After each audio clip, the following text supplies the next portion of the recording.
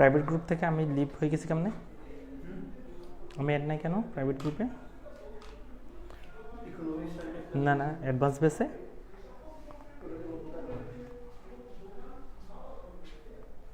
Accept করো তো, accept করো তো।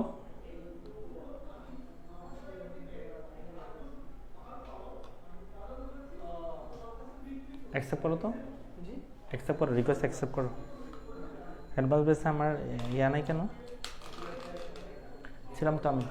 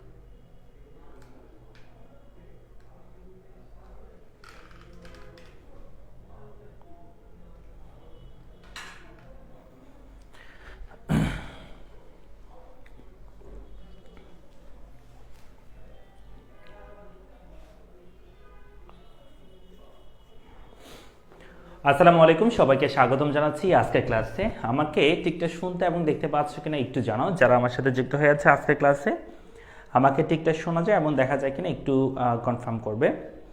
ফাহিম ভাইয়া কেমন আছেন? আলহামদুলিল্লাহ ভালো আছি। আনজির হোসেন রয়েছে, আসসালামু আলাইকুম। ওয়ালাইকুম সালাম।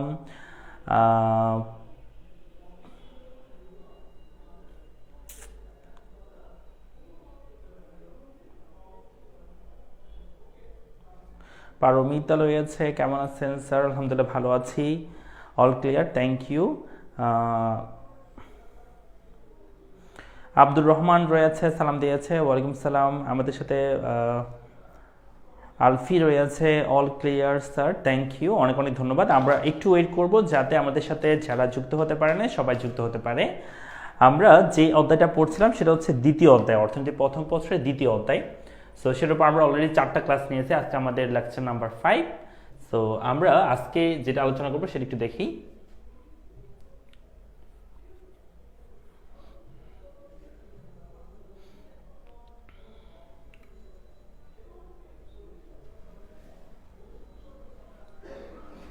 আমরা গত ক্লাসে চাহিদা বৃদ্ধির ব্যতিক্রমগুলো দেখেছিলাম। আজকে আমরা যেখান থেকে শুরু করব সেটা হচ্ছে চাহিদার হ্রাস বৃদ্ধি থেকে শুরু করব, কেমন? তো সবাই একটু দ্রুত জয়েন করে ফেলো, আমরা একটু ওয়েট করি যাতে যারা যুক্ত হতে পারে না তারা যুক্ত হতে পারে, তারপর আমরা আমাদের ক্লাসটা শুরু করবো ইনশাআল্লাহ।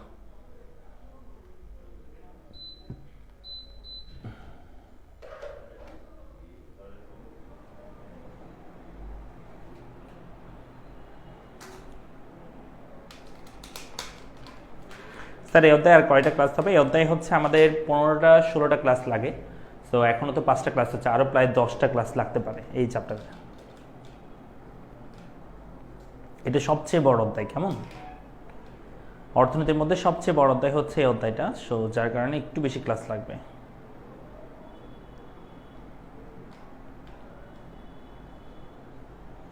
আচ্ছা, বাকিটা কই? এখন ডিসেম্বর, সবার মানে একটা বন্ধ বন্ধ ভাব, তাই নাকি?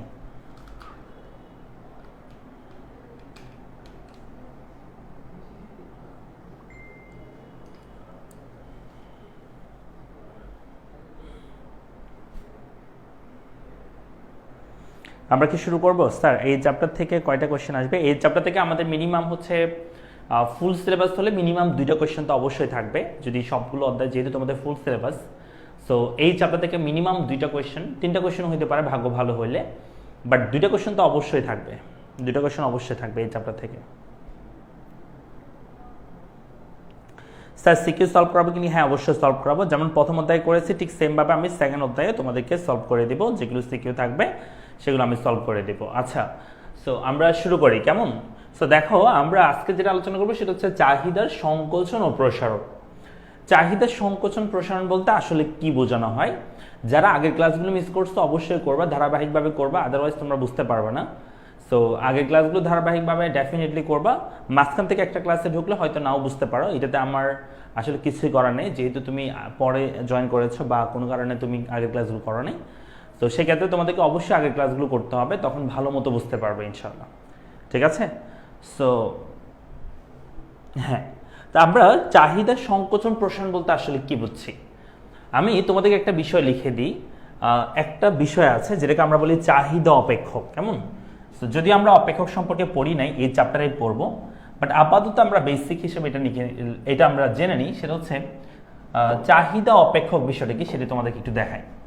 যে আমি যদি বলি কোনো দ্রব্যের চাহিদার পরিমাণ, কোয়ান্টিটি অফ ডিমান্ড এক্স দ্রব্যের চাহিদার পরিমাণ যেই যে বিষয়ের উপর নির্ভর করে, সেটাকে আমরা লিখতে পারি যে ফাংশন অফ পিএক্স মানে হচ্ছে এক্স দ্রব্যের দামের উপর, প্রথমত এক্স দ্রব্যের চাহিদা ডিপেন্ড করে, তারপর হচ্ছে সম্পর্কিত দ্রব্যের দামের উপর, ভোক্তার আয়ের উপর, রুচির উপর, কেমন, অভ্যাসের উপর, সময়ের উপর, ক্রেতার সংখ্যার উপর, তাই না, গভর্নমেন্টের ভূমিকার উপর, এই সব বিষয়ের উপর কোনো দ্রব্যের চাহিদার পরিমাণটা ডিপেন্ড করে থাকে। সো এগুলো সবগুলোকে আমরা বলি স্বাধীন চলক, কেমন, কারণ এই সবগুলো বিষয়ের উপর ডিপেন্ড করে কোনো দ্রব্যের চাহিদা কেমন হবে সেটা। যেমন পিএক্স মানে প্রাইস অফ এক্স দ্রব্যের দাম, তারপর হচ্ছে আর মানে হচ্ছে সম্পর্কিত দ্রব্যের দাম, এরপর হচ্ছে ওয়াই মানে হচ্ছে আই মানে ইনকাম, আয়ের উপর ডিপেন্ড করে, টি মানে হচ্ছে টেস্টের উপর ডিপেন্ড করে, এস মানে হচ্ছে হ্যাবিট, এ বড় হাতে, টি মানে হচ্ছে সময়, আর এন মানে হচ্ছে নাম্বার অফ কাস্টমার, আর জি মানে গভর্নমেন্টের ভূমিকা। এই সবগুলো বিষয়ের উপর কিন্তু কোনো দ্রব্যের চাহিদার পরিমাণ মানে এক্স দ্রব্যের চাহিদার পরিমাণ ডিপেন্ড করে থাকে। এগুলো সবগুলোকে বলা হয় স্বাধীন চলক। কি চলক বলো? স্বাধীন চলক। এটা কি বলা হয়? অধীন চলক বলা হয়। সো চাহিদা সংকোচন প্রসারণ বলতে যেটা বোঝানো হয়, চাহিদার সংকোচন প্রসারণ বলতে যেটা বোঝানো হয় সেটা হচ্ছে কোন দ্রব্যের চাহিদা অপেক্ষককে যেই সব বিষয় বিবেচনা করা হয়। কি কি বিষয় বিবেচনা করা হয়? আলোচ্য দ্রব্যের দাম, সম্পর্কিত দ্রব্যের দাম, আয়, রুচি, অভ্যাস, সময়, ক্রেতার সংখ্যা, গভর্নমেন্টের ভূমিকা, এইসব বিষয়ের মধ্যে বলা হচ্ছে কোন দ্রব্যের চাহিদা অপেক্ষককে যেসব বিষয় বিবেচনা করা হয় তার মধ্যে অন্যান্য যে বিষয়গুলো আছে, মানে এই পাশেরগুলো, মানে দাম ছাড়া, আলোচ্য দ্রব্যের দাম ছাড়া অন্যান্য যে বিষয়গুলো আছে এগুলো স্থির থেকে, মানে এগুলো কোনোই পরিবর্তন হবে না, শুধুমাত্র আলোচ্য দ্রব্যের দামের পরিবর্তনের ফলে চাহিদার যে পরিবর্তন হয়, মানে চাহিদা বৃদ্ধির মতোই বলছি, যে অন্যান্য বিষয় স্থির থেকে, মানে কোনো দ্রব্যের চাহিদা অপেক্ষককে যেসব বিষয় বিবেচনা করা হয় তার মধ্যে অন্যান্য বিষয় স্থির থেকে শুধুমাত্র আলোচ্য দ্রব্যের দামের পরিবর্তনের ফলে চাহিদার যে পরিবর্তন হয় তাকে আমরা বলছি যে তোমার চাহিদার সংকোচন ও প্রসারণ। বুঝতে পেরেছি?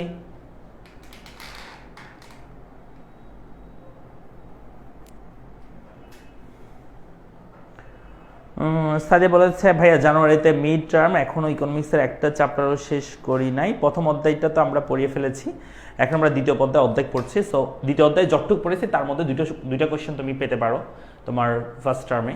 সো ফার্স্ট চ্যাপ্টারের উপর একটা, তোমার 3টা সিকিউ মনে করে সলভ বলতে পারো। আচ্ছা, তো আমাদের তো না, তোমাদের এগুলো নিয়ে টেনশন করতে হবে না আশা করি। এবং যেহেতু তোমাদের মানে এসএসসিতে তোমার আসলে কলেজের পরীক্ষাটা কি বলবো, কলেজের পরীক্ষা তো মানে কলেজের পরীক্ষা তো নিয়ে নেয়, কিন্তু আসলে কি পড়ায় কলেজে? ডেফিনেটলি পড়ায় না। পড়াইলে কিন্তু এত সহজে পরীক্ষা নেওয়া কোনোভাবে পসিবল না। তোমাদের মনে রাখতে হবে যে শুধু পরীক্ষা নিচ্ছে বিদায় মানে আমি এমনি পড়ে ফেলবো এমন কিন্তু না। তোমাকে চিন্তা করতে হবে তুমি একদম টার্গেট রাখবে এরকম যে ফ্রি টেস্টের আগে আমি সম্পূর্ণ যেন কি করতে পারি, ফ্রি টেস্টের আগে যেন সব বই আমার একবার কি হয়, কমপ্লিট হয়। ফ্রি টেস্টের সময় একবার আবার কমপ্লিট করবো, এরপর ফ্রি টেস্টের পরে আবার কমপ্লিট করবো, এইভাবে করে করতে হবে। সো এটাকে তোমার টার্গেটে রাখতে হবে। আবার বলছি যে চাহিদা সংকোচন প্রসারণ মানে হচ্ছে কোন দ্রব্যের চাহিদা অপেক্ষকে যেসব বিষয় বিবেচনা করা হয় তার মধ্যে অন্যান্য বিষয়, মানে দাম ছাড়া, আলোচ্য দ্রব্যের দাম ছাড়া অন্যান্য বিষয় স্থির থেকে শুধুমাত্র আলোচ্য দ্রব্যের দামের পরিবর্তনের ফলে চাহিদার যে পরিবর্তন হয় তাকে আমরা বলছি চাহিদা সংকোচন ও প্রসারণ। কেমন? সো চাহিদা সংকোচন ও প্রসারণ কি পারবো আমরা?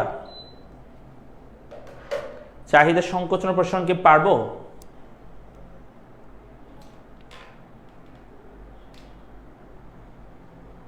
আমরা একবার একটু পড়ে ফেলি, চাহিদা সংকোচন প্রসারণ মুখস্থ করবো সবাই, তারপর আমরা চিত্রটা একটু বোঝাচ্ছি। আগে আমরা এটা একটু মুখস্থ করি। কোনো দ্রব্যের চাহিদা অপেক্ষকে যেসব বিষয় বিবেচনা করা হয় তার মধ্যে অন্যান্য বিষয় অপরিবর্তিত থেকে শুধুমাত্র আলোচ্য দ্রব্যের দামের পরিবর্তনের ফলে চাহিদার যে পরিবর্তন হয় তাকে চাহিদা সংকোচন ও প্রসারণ বলে। এটা একটু আমরা মুখস্থ করে ফেলবো সবাই।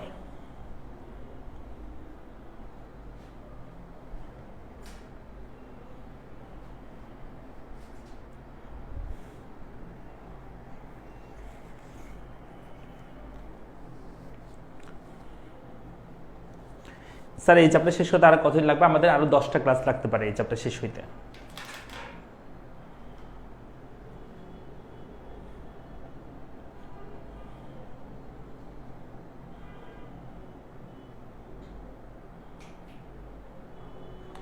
এটি সবাই মুখস্থ করে ফেলি। চাহিদা সংকোচন প্রসারণ কাকে বলে একটু মুখস্থ করতে হবে সবাই। চাহিদা সংকোচন প্রসারণ কাকে বলে একটু মুখস্থ করে নাও।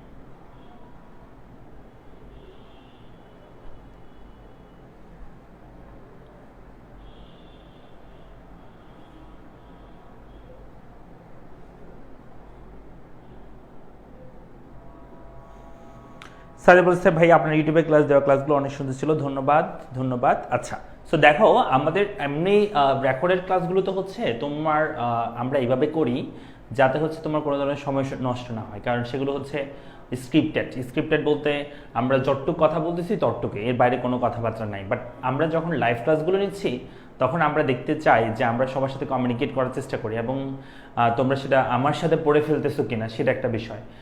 আর একটা বিষয় হচ্ছে লাইভ ক্লাসের মধ্যে আমরা দেখি যে তোমরা আমার কথা বুঝতেছো না, আমি একবার না বুঝলে আমি দুইবার করে বোঝাচ্ছি, বিভিন্ন এক্সাম্পল সহকারে বোঝাচ্ছি, আবার বোঝাচ্ছি। তো এই জন্য একটু সময় বেশি যেতে পারে, এটা স্বাভাবিক বিষয়, কেমন? তো এটাকে তোমাদেরকে মেনে নিতে হবে, ঠিক আছে, এই বিষয়টা আর কি।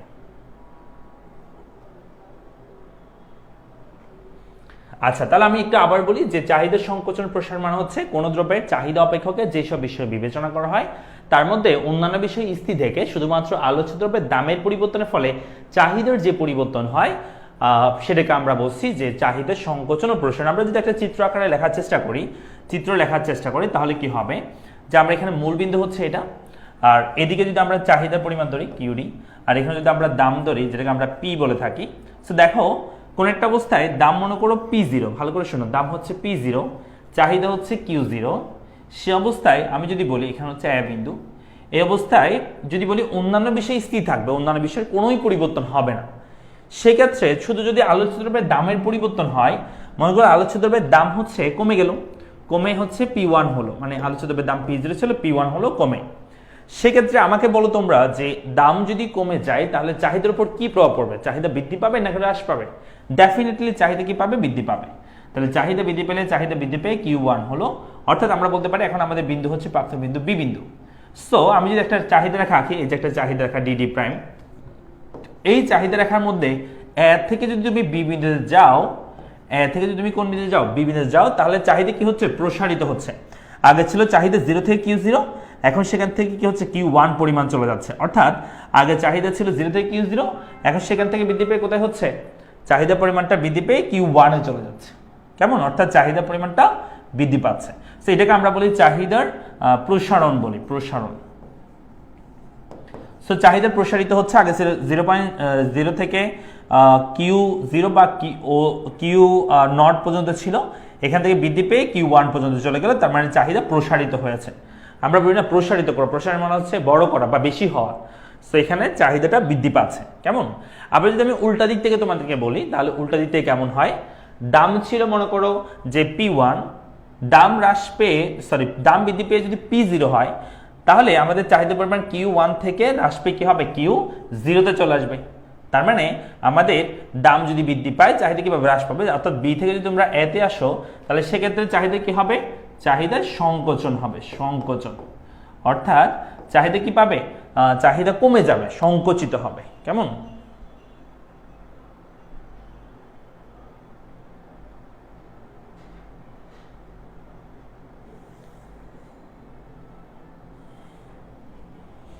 সংকুচিত হবে, ঠিক আছে?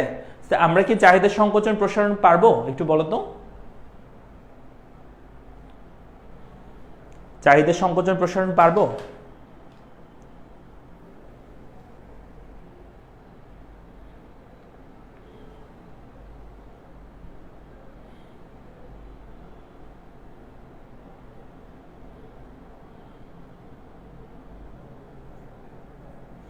পারবো ইনশাআল্লাহ। থ্যাংক ইউ, অনেক অনেক ধন্যবাদ। তো আমরা যেটা করবো সেটা হচ্ছে আমরা পরবর্তীতে যাচ্ছি যে চাহিদা হ্রাস বৃদ্ধি নিয়ে আমরা কথা বলবো এখন। কেমন? চাহিদা হ্রাস বৃদ্ধি বলতে অ্যাকচুয়ালি কি বোঝানো হয়, যেটাকে আরেকটা নাম হচ্ছে চাহিদা রেখার স্থানান্তরও বলা হয়। তো একটু আগে তোমাদেরকে আমি একটা চাহিদা অপেক্ষক লিখে দিয়েছিলাম, সেটা যদি আমি আবার একটু লিখি তাহলে হবে যে কিউডি কোয়ান্টিটি অফ ডিমান্ড, আমরা লিখবো QD quantity of demand x দ্রব্যের ডিপেন্ড করে function of P x, x দ্রব্যের দামের উপর, আয়ের উপর, সম্পর্কিত দ্রব্যের দামের উপর, আয়ের উপর, রুচির উপর, কেমন, অভ্যাসের উপর, সময়ের উপর, ক্রেতার সংখ্যার উপর, গভর্নমেন্টের ভূমিকার উপর, তাই না? সো এগুলি সবগুলো আমরা বলি অন্যান্য বিষয়। সো আমি এই যে এখানে একটা চাহিদা অপেক্ষক আছে, এই চাহিদা অপেক্ষকে যদি এমনভাবে বলি, এই চাহিদা অপেক্ষক থেকে দুটো অংশ, একটা হচ্ছে অন্যান্য বিষয়, একটা হচ্ছে আলোচ্য দ্রব্যের দাম, আর এটা হচ্ছে চাহিদা পরিমাণ। সো আমি যদি বলি যে কোন দ্রব্যের চাহিদা অপেক্ষকে আলোচ্য দ্রব্যের দাম স্থির থেকে, মানে আগে যেটা বলছি তার বিপরীত বলবো। আগে আমরা বলছিলাম অন্যান্য বিষয় স্থির থেকে আলোচ্য দ্রব্যের দামের পরিবর্তন হলে চাহিদা যে পরিবর্তন হয় তাকে চাহিদা সংকোচন প্রসারণ বলেছে। এখন বলবো যে আলোচ্য দ্রব্যের দাম স্থির থেকে অন্যান্য বিষয়ের পরিবর্তনের ফলে চাহিদার যে পরিবর্তন হয় তাকে আমরা বলবো চাহিদার কি বলবো, তাকে আমরা চাহিদার হ্রাস বৃদ্ধি বলবো। ঠিক আছে? তার মানে কি বলছি যে অন্যান্য বিষয় আগে অপরিবর্তিত ছিল, এখন সেগুলো পরিবর্তন হবে, কিন্তু আলোচ্য দ্রব্যের দাম কি থাকবে, স্থির থাকবে। তাহলে কি বলবো, কোন দ্রব্যের চাহিদা অপেক্ষকে যেসব বিষয় বিবেচনা করা হয় তার মধ্যে আলোচ্য দ্রব্যের দাম স্থির থেকে অন্যান্য বিষয়ের পরিবর্তনের ফলে চাহিদার যে পরিবর্তন হয় তাকে আমরা চাহিদার হ্রাস বৃদ্ধি বা চাহিদা রেখার স্থানান্তর বলে থাকি।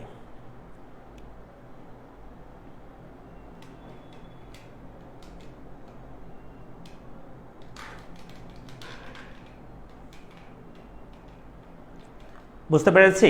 তাহলে আমরা একটু এই সংজ্ঞাটা আবার একটু মুখস্থ করি। আগেরটা যদি তুমি মুখস্থ করতে পারো পরেরটা করাটা তোমার জন্য ইজি হবে, কারণ হচ্ছে আগেরটার মধ্যে আমরা অন্যান্য বিষয়গুলো স্থির রাখছিলাম, দ্রব্যের দাম পরিবর্তন করছি, আলোচ্য দ্রব্যের দাম পরিবর্তনের ফলে চাহিদা যে পরিবর্তন হয় তাকে চাহিদার সংকোচন প্রসারণ আমরা বলেছিলাম। কিন্তু এখানে বলছি আলোচ্য দ্রব্যের দাম স্থির থেকে অন্যান্য বিষয় পরিবর্তনের ফলে চাহিদা যে পরিবর্তন হয় সেটা হচ্ছে চাহিদার হ্রাস বৃদ্ধি।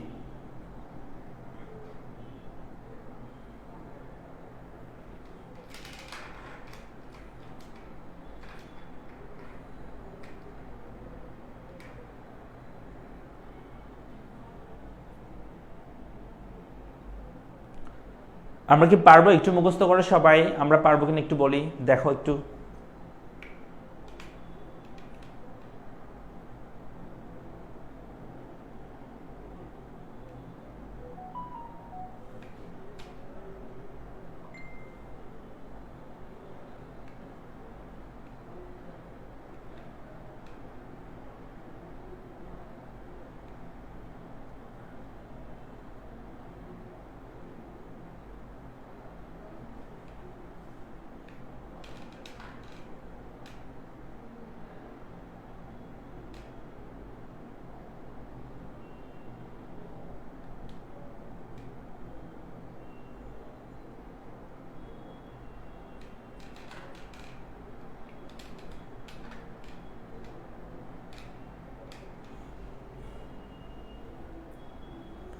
ইনশাল্লাহ পারবো, থ্যাংক ইউ। সো দেখো আমরা চাহিদা হ্রাস বৃদ্ধির চিত্রটা একটু আলোচনা করব। এটা খুবই গুরুত্বপূর্ণ চিত্রটা। আমরা যদি বলি যে আলোচ্য দ্রব্যের দাম স্থির থেকে অন্যান্য বিষয়ে পরিবর্তন হলে তাহলে চিত্রে কেমন হয় বা চাহিদার হ্রাস বৃদ্ধি চিত্রটা কেমন হবে, সবাই একটু মনোযোগ দিবে, আমরা মনোযোগ সহকারে একটু দেখার চেষ্টা করি। সো আমরা এখানে একটা চিত্র আঁকবো যেখানে চাহিদার পরিমাণ, যেখানে কোয়ান্টিটি অফ ডিমান্ড ভূমিয়কে আর দাম থাকবে লম্বকে, প্রাইস লম্বকে। মনে করো কোন একটা অবস্থায় দাম হচ্ছে P0, চাহিদার পরিমাণ হচ্ছে Q0। সে অবস্থায় যদি আমরা একটা বিন্দু আঁকি, মনে করো এই বিন্দু, এই অবস্থায় আমরা একটা রেখা আঁকবো, এটা হচ্ছে আমাদের D0, মানে আমাদের ডিমান্ড রেখা 0। এটা হচ্ছে আমাদের প্রাথমিক ডিমান্ড রেখা। এখন বলছে আমাদেরকে কোন দ্রব্যের চাহিদা অপেক্ষকে যেসব বিষয় বিবেচনা করা হয় তার মধ্যে অন্যান্য বিষয় আলোচ্য দ্রব্যের দাম স্থির থেকে, আলোচ্য দ্রব্যের দামের কোনো পরিবর্তন হবে না, স্থির থেকে অন্যান্য বিষয়ের যদি পরিবর্তন হয় তাহলে চাহিদার যে পরিবর্তন হয়। দেখো এই দ্রব্যের দাম স্থির থাকবে, অন্যান্য বিষয়ের পরিবর্তন হলে দুই ধরনের পরিবর্তন হইতে পারে, একটাকে আমরা বলি পজিটিভ পরিবর্তন, একটাকে আমরা বলি নেগেটিভ পরিবর্তন। এখন পজিটিভ পরিবর্তন কি জিনিস, নেগেটিভ পরিবর্তন কি জিনিস সেটা দেখার বিষয়, তাই তো। তো দেখো আমি যদি শুধুমাত্র একটাই বলি, আমরা একটু আগে অনেকগুলো নিয়ে কথা বলেছি, ভোক্তার আয়, রুচি, অভ্যাস কেমন সেগুলো বলেছি। সেখানে আমি যদি বলি আয়ের কথাই যদি বলি, আয় কেমন, এই যে ইনকামের কথা যদি বলি, অন্যান্যগুলো বাদ দিচ্ছি, একটাই ধরতেছি শুধু। এই ইনকামটা যদি কোনো দ্রব্যের দাম স্থির থেকে, মানে দামের কোনো পরিবর্তন হয়, শুধুমাত্র দাম স্থির থেকে ভোক্তার আয় বেড়েছে, তোমরা আমাকে বলো যদি দাম স্থির থেকে, কোনো দ্রব্যের দাম স্থির থেকে ভোক্তার আয় বেড়ে যায়, তাহলে কোনো দ্রব্যের চাহিদা বৃদ্ধি পাবে নাকি হ্রাস পাবে বলো তো? কোনো দ্রব্যের চাহিদা বৃদ্ধি পাবে নাকি হ্রাস পাবে?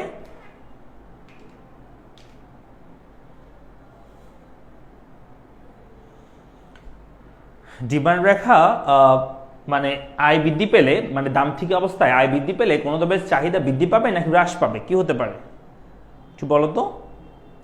জিহাদ বলেছে বাড়বে, সোয়াইব বলেছে বৃদ্ধি পাবে, ভোক্তার আয়, রুচি, অভ্যাস। হ্যাঁ, আমরা বলছি যদি আয় বৃদ্ধি পায় দাম স্থির থেকে, তাহলে চাহিদাটা বেড়ে যায়, তার মানে চাহিদার উপর একটা পজিটিভ প্রভাব পড়ে, তাই না?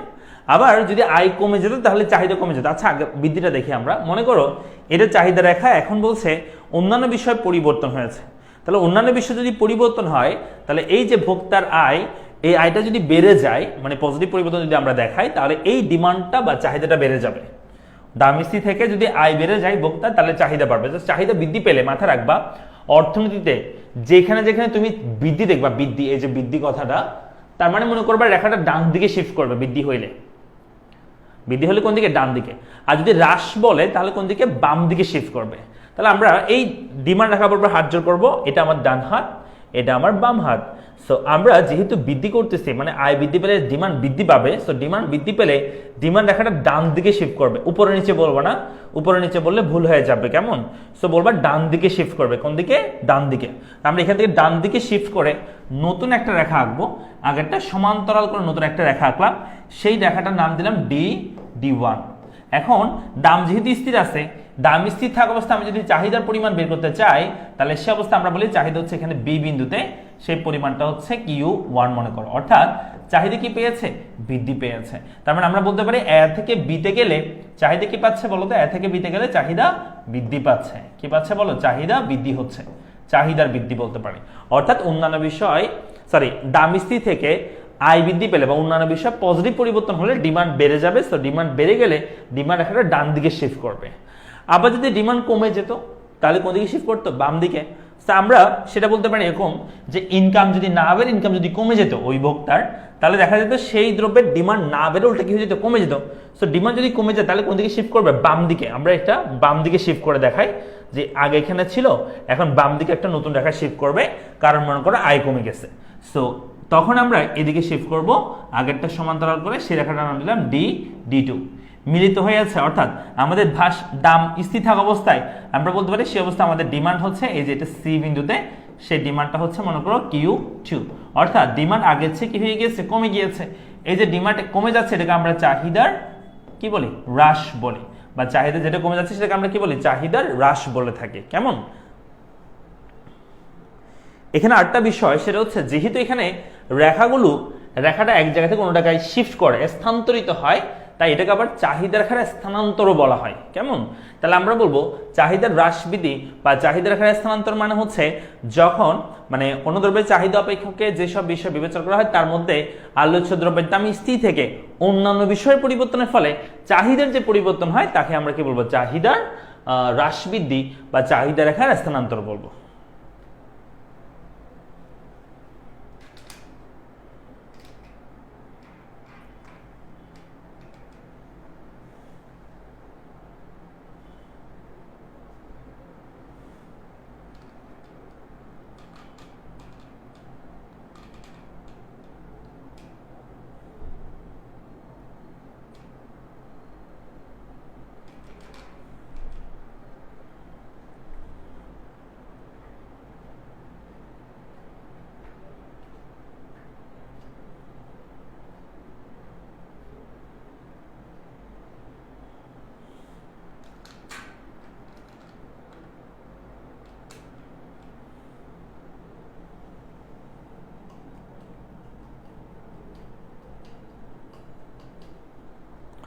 আমরা কি বুঝতে পেরেছি? পারবো? একটু বলো তো সবাই, যে চাহিদার হ্রাস বৃদ্ধি এবং চাহিদা রেখার স্থানান্তর অথবা চাহিদার সংকোচন প্রসারণ পারবে কিনা?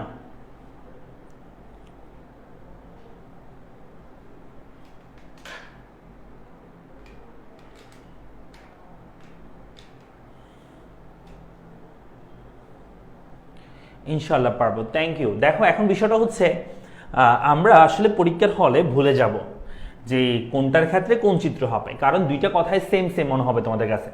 যেমন চাহিদার সংকোচন প্রসারণটাও যেরকম শুনতে লাগে, চাহিদার হ্রাস বৃদ্ধিটাও একই রকম শুনতে লাগে। সো এই জিনিসটা আমরা মনে রাখার আমি একটা ওয়ে বলি সব সময়, সেটা হচ্ছে আমাদের জীবনে, তাই না, আমাদের জীবনে হচ্ছে তুমি যদি একটা পর্যায়ে কি করো, কষ্ট করো, মনে করো জীবনের শুরুর দিকে যে তুমি যদি কষ্ট করো, পরিশ্রম করো, তাহলে জীবনের শেষটা কি হবে, অনেক সুন্দর হবে, আরামায়েশ করতে পারবে।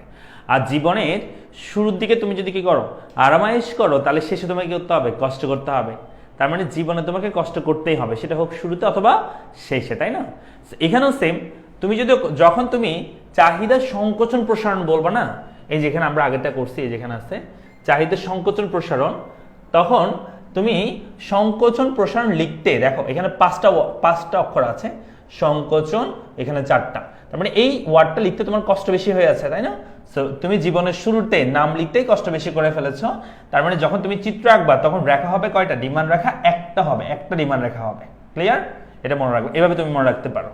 সো চাহিদা সংকোচন প্রসারণ, যেহেতু সংকোচন প্রসারণ বড় ওয়ার্ড, সো রেখা হবে একটা। এখানে যেহেতু তুমি কষ্ট বেশি করছো, চিত্র আঁকার সময় কষ্ট কম করবা। কিন্তু যখন আমরা চাহিদার হ্রাস বৃদ্ধি বলি, কি বলি বলো, চাহিদার হ্রাস বৃদ্ধি বলি, সেক্ষেত্রে দেখা যায় যে হ্রাস দুইটাও শব্দ, শুধু এখানেও দুইটা ওয়ার্ড, এখানেও দুইটা ওয়ার্ড। সো যেহেতু দুইটা আমরা বলতে পারি, সেক্ষেত্রে এখানে লিখতে কষ্ট কম হচ্ছে, যেহেতু চিত্র আঁকার সময় বেশি কষ্ট করতে হবে। সো চিত্র আঁকতে হবে 3টা। ক্লিয়ার? বুঝতে পেরেছি?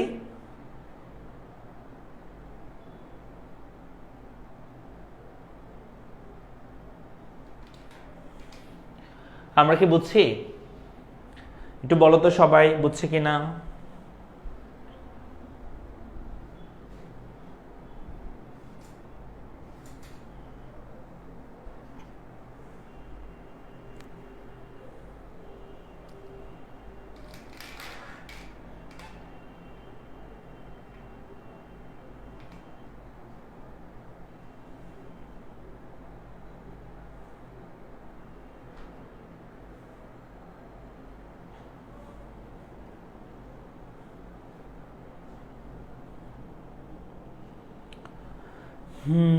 আপনি অর্থনীতি বোঝালে সব পানি পানি, তাই নাকি? সুয়াই বলেছে জি ভাইয়া পারবো। ওকে, কষ্টে কষ্টে মেলে, কষ্টে কষ্টে মিলে, আচ্ছা কষ্টে কষ্টে মিলে। ফাহিম বলেছে জি ভাইয়া আলহামদুলিল্লাহ বুঝতে পেরেছি। Okay fine. দেখো, আমরা চাহিদাটা শেষ করেছি, যদিও আরো কিছু বিষয় আছে, যেমন চাহিদা সমীকরণ, চাহিদা অপেক্ষক, সেগুলো আমরা পড়ি না, এগুলো আমরা পড়বো একসাথে। আমরা চাহিদা যোগান একসাথে করবো সেগুলো। এরপর আমরা যে টপিকটা আলোচনা করবো সেটা হচ্ছে যোগান সম্পর্কে। আমরা এখন যোগান সম্পর্কে আলোচনা শুরু করতে যাচ্ছি, কেমন? সো যোগান কাকে বলে সেটা আমরা দেখবো এবং যোগান সম্পর্কে আলোচনা শুরু করব। সো তোমরা নিয়মিত ক্লাস করো না কেন, আমি তো বুঝলাম না। তোমরা দেখা যায় যে এখানে আমাদের কোর্সে প্রায় 150-এর কাছাকাছি ভর্তি আছো, কিন্তু কোর্স কি বলে সেটা, তোমরা ক্লাসে জয়েন করো দেখি যে মাত্র 15 জন, 20 জন, ঠিক আছে, 25 জন, এর চেয়ে বেশি জয়েন করো না। কি সমস্যা? ডিসেম্বরে ঘুরতেছ নাকি বেশি?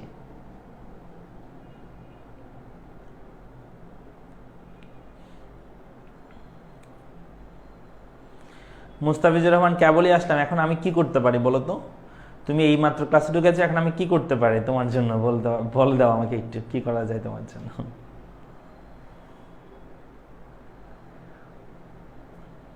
ভারসাম্য স্থিতিশীলতা আমরা করব। সো চলো আমরা যোগান সম্পর্কে আলোচনা করি। যোগান বলতে আমরা আসলে কি বুঝে থাকে? আমরা নর্মালি আমরা যোগান বলতে কোনো জিনিসের কি বলি, যে সরবরাহ যেটা করতেছে সেটাকে বোঝাতে চাচ্ছি। এখানেও সেম বিষয়, যে যোগান বলতে যে এক নির্দিষ্ট সময়ে নির্দিষ্ট দামে বিক্রেতাগণ কোনো দ্রব্যের যেই পরিমাণ বিক্রয় করে বা বিক্রয় করতে প্রস্তুত থাকে তাকে আমরা যোগান বলে থাকি। একটা বিষয় মনে রাখবা, যে চাহিদাটা যখন আমরা পড়েছি তখন আমরা চিন্তা করেছি একজন ভোক্তার দিক থেকে, কাস্টমারের দিক থেকে। আমরা বলেছি এক নির্দিষ্ট সময় নির্দিষ্ট দামে ক্রেতাগণ কোনো দ্রব্যের যেই পরিমাণ ক্রয় করে বা ক্রয় করতে প্রস্তুত থাকে সেটাকে আমরা বলি চাহিদা। কিন্তু যখন আমরা যোগান বলবো তখন আমরা চিন্তা করবো একজন বিক্রেতার দিক থেকে। আমরা বলবো এক নির্দিষ্ট সময় নির্দিষ্ট দামে বিক্রেতাগণ কোনো দ্রব্যের যে পরিমাণ বিক্রয় করে বা বিক্রয় করতে প্রস্তুত থাকে সেটাকে আমরা বলে থাকি যে তোমার যোগান বলে থাকি। তার মানে বিক্রেতার দিক থেকে যখন তুমি চিন্তা করবে তখন সেটা কি হবে, যোগান হবে। ক্লিয়ার? সো যোগান কাকে বলে আমরা একটু আবার দেখি। বলা হচ্ছে একটি নির্দিষ্ট সময়ে, তার মানে মনে করো আজকে একটি নির্দিষ্ট দামে, যে কোনো একটা দামে বিক্রেতাগণ মানে যারা বিক্রেতা থাকবে তারা কোনো দ্রব্যের যেই পরিমাণ বিক্রয় করে বা বিক্রয় করতে প্রস্তুত থাকে তাকে আমরা কি বলে থাকি, যোগান বলে থাকি। ক্লিয়ার? তার মানে কি বলছে, একটি নির্দিষ্ট সময় বিক্রেতাগণ কোনো দ্রব্যের যেই পরিমাণ বিক্রয় করে বা বিক্রয় করতে প্রস্তুত থাকে তাকে আমরা কি বলবো, যোগান বলবো। ফাইন। তো এখানে একটা বিষয় আছে স্যার, যোগান এবং মজুদের মধ্যে কোনো পার্থক্য আছে কিনা, এটা নিয়ে অনেক ডিসকাশন আছে। সো যোগান এবং মজুদের মধ্যে কিন্তু একটু পার্থক্য আছে। তাহলে কি বলছি, একটা নাম হচ্ছে মজুদ, একটা নাম হচ্ছে কি মজুদ, আরেকটা নাম হচ্ছে যোগান। এই দুটোর মধ্যে পার্থক্য আছে। কি পার্থক্য দেখো, একজন কৃষক মনে করো কোন একটা দ্রব্যের 100 একক উৎপাদন করলো, 100 একক উৎপাদন করলো, তাহলে আমরা বলতে পারি ওই দ্রব্যটার হচ্ছে যোগান না, ওই দ্রব্যটার মজুদ হচ্ছে 100। অর্থাৎ কোন দ্রব্যের মোট বিক্রয়যোগ্য পরিমাণকে আমরা বলে থাকি কি, মজুদ বলে থাকি। অর্থাৎ কোন দ্রব্যের বিক্রয়যোগ্য পরিমাণ। ঠিক আছে?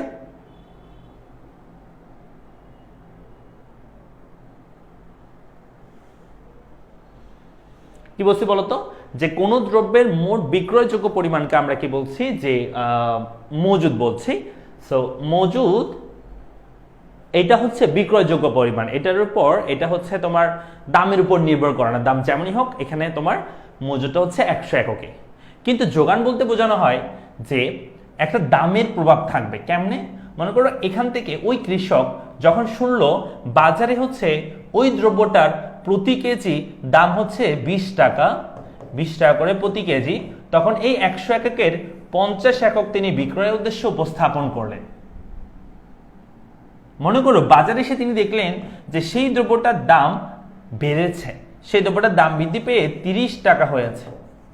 তখন তিনি কি করবেন, তিনি তার বাসা থেকে বাকি যেগুলো রেখে এসেছেন সেখান থেকে আরো কিছু নিয়ে আসবেন বিক্রি করার জন্য। তখন দেখা যাবে যে যোগান বেড়ে 70 একক হবে।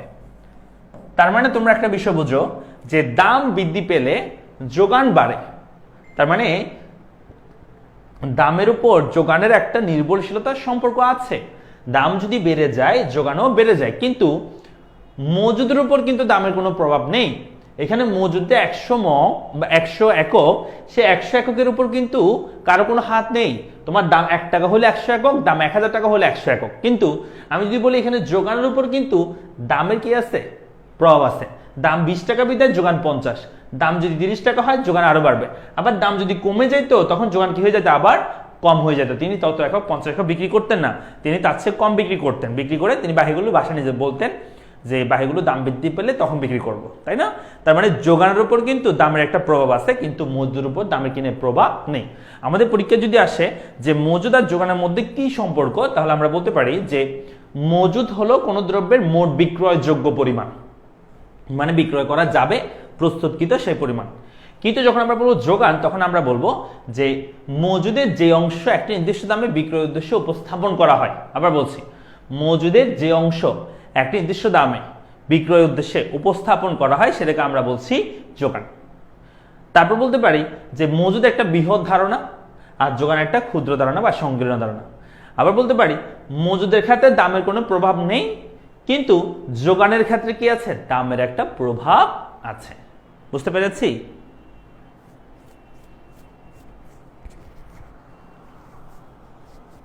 স্যার আমাদের কি কোনো অর্থনীতিবিদদের সংজ্ঞা লিখতে হবে? না না না, অর্থনীতিবিদের কোনো সংজ্ঞা লিখতে হবে না।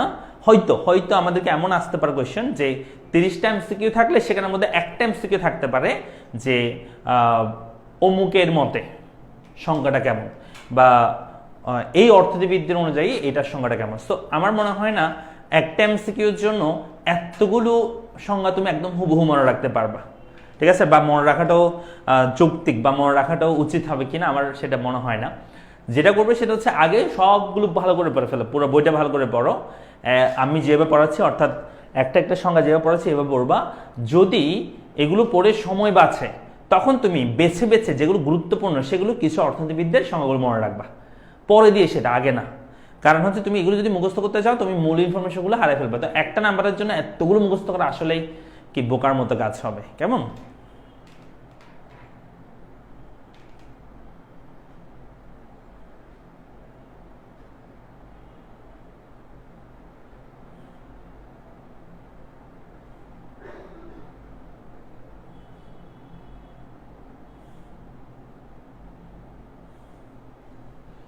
পারবো। আমরা যোগান কাকে বলে পড়েছি, আমরা যোগান এবং মজুদের মধ্যে কি পার্থক্য সেটাও পড়েছি। কেমন?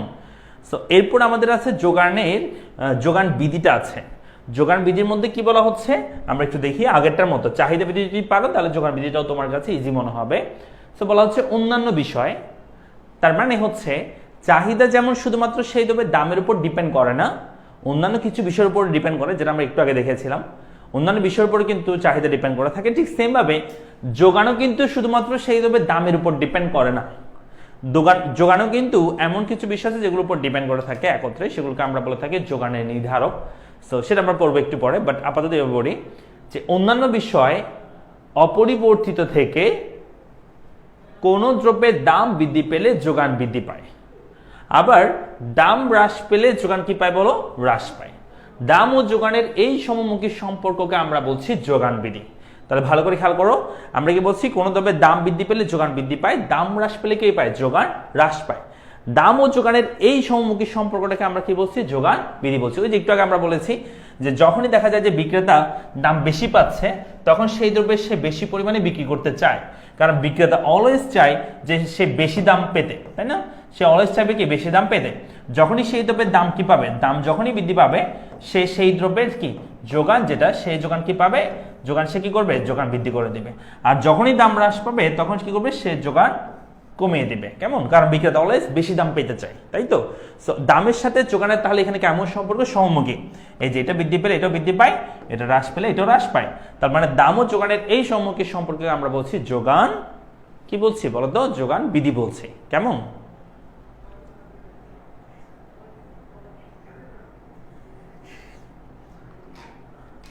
আচ্ছা, আমাদের হচ্ছে বইয়ের তোমাদেরকে বলি, সেটা হচ্ছে বইয়ের হচ্ছে আজকে থেকে আমরা অর্ডার নিচ্ছি।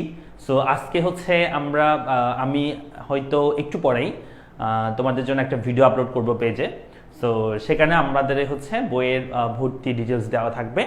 সো সরি, বইটা ক্রয়ের ডিটেলস দেওয়া থাকবে, তোমরা চাইলে সেটা ডিটেলস দেখে ক্রয় করে ফেলতে পারবা। ইনশাল্লাহ আমরা রবিবারের মধ্যে আমাদের বইটা চলে আসতেছে এবং আমাদের হচ্ছে প্রিন্টিং কাজ শুরু হয়ে গিয়েছে। সো প্রিন্টিংয়ের ভিডিওটাও তোমাদেরকে অবশ্যই দেখাবো। পেজে একটু অ্যাক্টিভ থাকবা, আমরা আজকে রাতে ইনশাল্লাহ পোস্ট করব এবং আমরা আজকে থেকে অর্ডার কনফার্ম করব এবং অর্ডার নিব, ঠিক আছে? সো তোমরা যেটা করবে সেটা হচ্ছে তোমরা হচ্ছে পেমেন্ট করে বিকাশে, দেন অর্ডারটা কনফার্ম করে রাখবা। যখনই বই আসবে ফার্স্ট বইগুলো তোমরাই পাবে।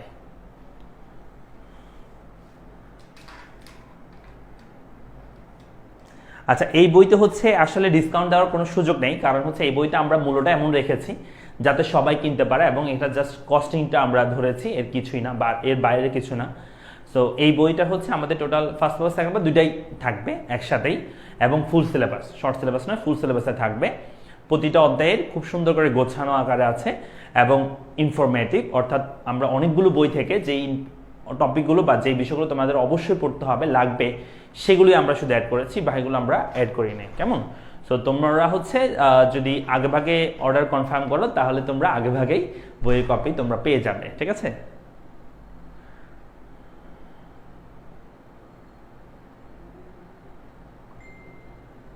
হ্যাঁ, বইটা হচ্ছে আজকে তোমরা অর্ডার কনফার্ম করে দিতে পারবে। আমি প্রাইসটা বলে দিচ্ছি, প্রাইস হচ্ছে 320 টাকা এবং হচ্ছে কুরিয়ার ফি থাকবে এর বাইরে। এই বইটার মূল্য হচ্ছে 320 টাকা। কেমন? 320 টাকা। এর বাইরে হচ্ছে তুমি যেহেতু কুরিয়ারে নেবা, তো এর বাইরে হচ্ছে তোমাকে কুরিয়ার ফি বাবদ 60 টাকা তোমাকে প্রদান করতে হবে, অর্থাৎ দুইটা যোগ করলে তোমার হচ্ছে 380 টাকা। কেমন? 300। এখানে ফার্স্ট ফার্স্ট টাইম দুইটাই থাকবে এবং বিশ্ববিদ্যালয় ভর্তির যে কোয়েশ্চেনগুলো আছে, অর্থাৎ বিভিন্ন বিশ্ববিদ্যালয়ে এসেছে অর্থনীতি থেকে, সেগুলো ব্যাখ্যা সহ উপস্থাপন করা হয়েছে।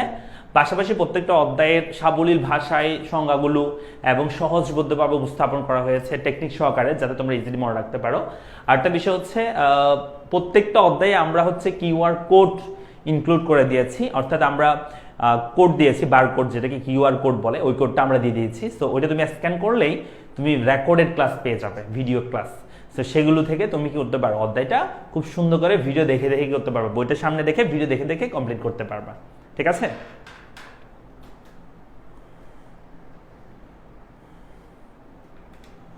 ভাই আপনার বইয়ের জন্য অপেক্ষা করেছিলাম, অন্য বই কিনি নাই। হ্যাঁ, আমরা আজকে থেকে অবশ্যই আজকে থেকে আমাদের অর্ডারটা নিব।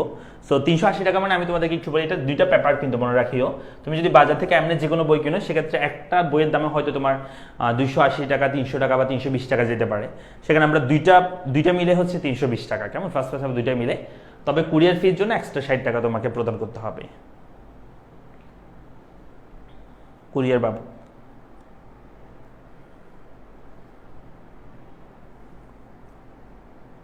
ফার্স্ট পার্ট সেকেন্ড পার্ট দুইটাই আছে এই বইয়ের মধ্যে, ফার্স্ট পার্ট সেকেন্ড পার্ট দুইটাই আছে। আচ্ছা ভাই, এটা যদি চকবাজার গিয়ে নিই তাহলে শুধু 320 টাকা দিলে হবে।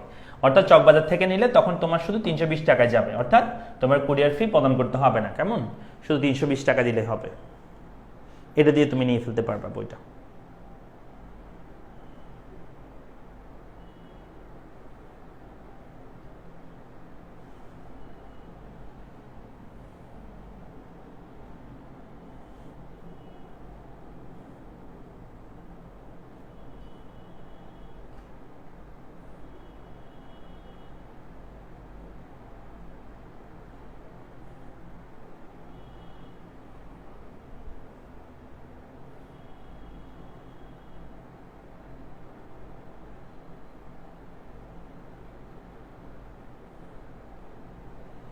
ঠিক আছে, আমরা তাহলে চলে আসি। যারা যারা বই অর্ডার কনফার্ম করতে চাও, আমাদের পেজ একটা অ্যাক্টিভ থাকবে, রাতে আমরা হচ্ছে ভিডিও পোস্ট করব, সেখান থেকে তোমরা অর্ডার কনফার্ম করে ফেলবা, ঠিক আছে? আচ্ছা, ইকোনমিক্সের আমাদের এই বইটার নামও তোমাদেরকে বলে দিচ্ছি, এই বইটার নাম হবে ইজি ইকোনমিক্স, কেমন? সো তোমাদের যারা বন্ধু বান্ধব আছে, কলেজের বন্ধু বা যারা আছে, তাদেরকেও তোমরা চাইলে কি করতে পারো, যে এই বইটার সম্পর্কে জানাতে পারো, তাদেরকেও সহযোগিতা করতে পারো বইটা কেনার ক্ষেত্রে। ইজি ইকোনমিক্স, কেমন? তোমাদেরকে নামটা বলে দিয়েছি, যদিও কাউকে বলি নাই, তোমাদেরকে বলছি প্রথম। সো ইজি ইকোনমিক্স হবে এই বইটার নাম। আমরা অবশ্যই রবিবার আমরা মোড়ক উন্মোচন করব, আজকে থেকে অর্ডার নিব এবং মোড়ক উন্মোচন করবো আমরা রবিবারে, এবং সেদিন থেকে সেদিনে আমাদের কাছে বইটা চলে আসবে এবং আমরা সেটার মানে কপিটা একদম তোমাদেরকে দেখাতে পারবো সরাসরি আর কি রবিবারে, এবং সেদিনে আমরা কুরিয়ার করে দেবো যারা আজকে অর্ডার করে ফেলবে আর কি।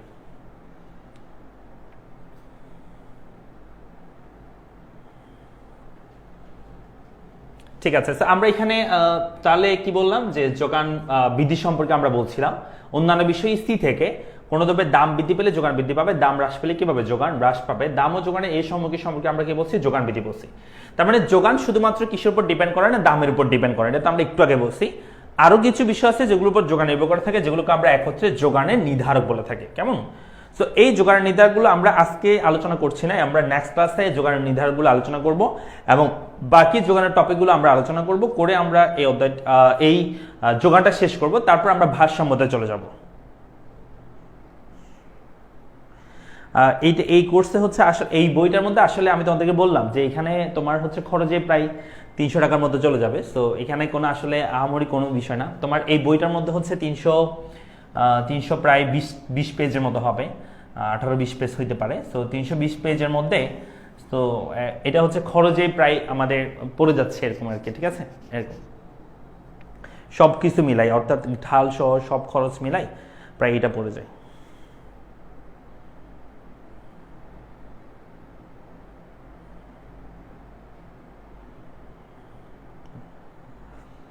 তাই এটাতে কোনো ডিসকাউন্ট থাকছে না আর কি, ঠিক আছে? এই মিষ্টি খাওয়াবেন না? হ্যাঁ, অবশ্যই খাওয়াবো।